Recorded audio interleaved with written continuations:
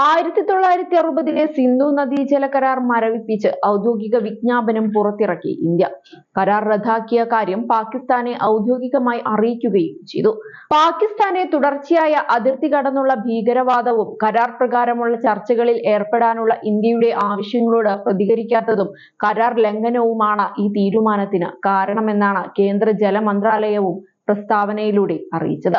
ജമ്മു കശ്മീരിലെ പഹൽഗാമിൽ നടന്ന ഭീകരാക്രമണത്തിന്റെ പശ്ചാത്തലത്തിൽ ഇന്ത്യയും പാകിസ്ഥാനും തമ്മിലുള്ള ബന്ധം ഏറ്റവും മോശകരമായ സാഹചര്യത്തിലൂടെയാണ് കടന്നുപോയിക്കൊണ്ടിരിക്കുന്നത്.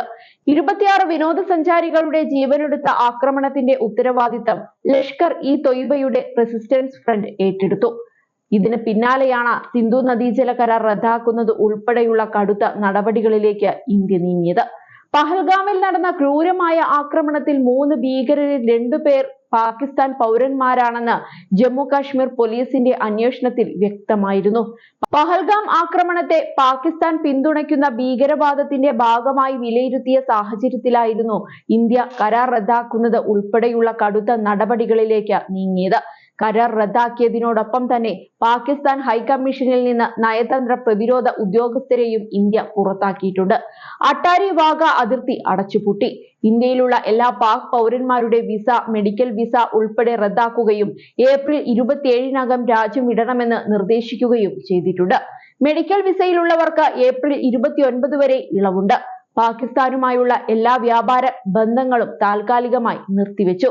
ഇന്ത്യക്കുള്ള മറുപടി എന്നോണം ഷിംല കരാറിൽ നിന്ന് പിന്മാറുന്നതായും ഇന്ത്യൻ വിമാനങ്ങൾ തങ്ങളുടെ വ്യോമ മേഖലയിൽ കടക്കുന്നത് നിരോധിച്ചതായും പാകിസ്ഥാൻ അറിയിച്ചു.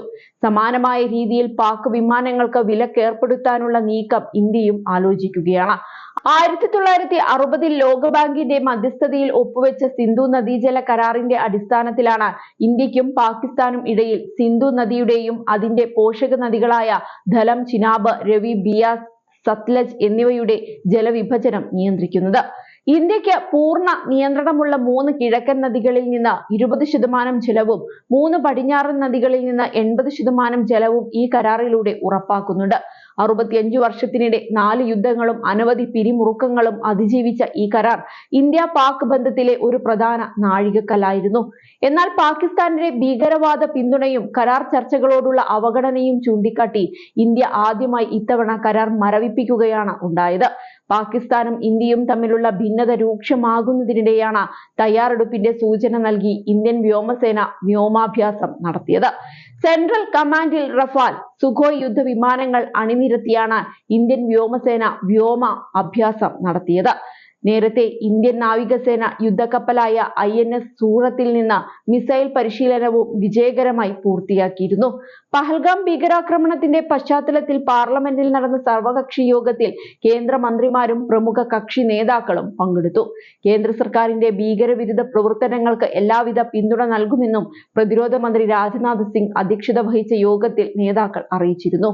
ഭീകരാക്രമണത്തിനു പിന്നാലെ ഇന്ത്യ സ്വീകരിച്ച അടിയന്തര നടപടിക്രമങ്ങൾ മന്ത്രിമാർ യോഗത്തിൽ വിശദീകരിക്കുകയും ചെയ്തു. ബൈസരൺ താഴ്വര വിനോദസഞ്ചാരികൾക്കായി തുറന്നു നൽകിയ കാര്യം പ്രാദേശിക അധികൃതർ സുരക്ഷാ ഏജൻസികളെ ധരിപ്പിച്ചിരുന്നില്ലെന്ന് കേന്ദ്ര സർക്കാർ യോഗത്തിൽ വ്യക്തമാക്കിയതായി ചർച്ചയിൽ പങ്കെടുത്ത ഹാരിസ് ബിരാൻ MP അടക്കമുള്ളവർ അറിയിച്ചു. അതേസമയം പ്രധാനമന്ത്രി നരേന്ദ്രമോദി സർവകക്ഷി യോഗത്തിൽ പങ്കെടുക്കാത്തതിനെക്കുറിച്ചും പ്രതിപക്ഷ കക്ഷികൾ ചോദ്യമുന്നയിച്ചു.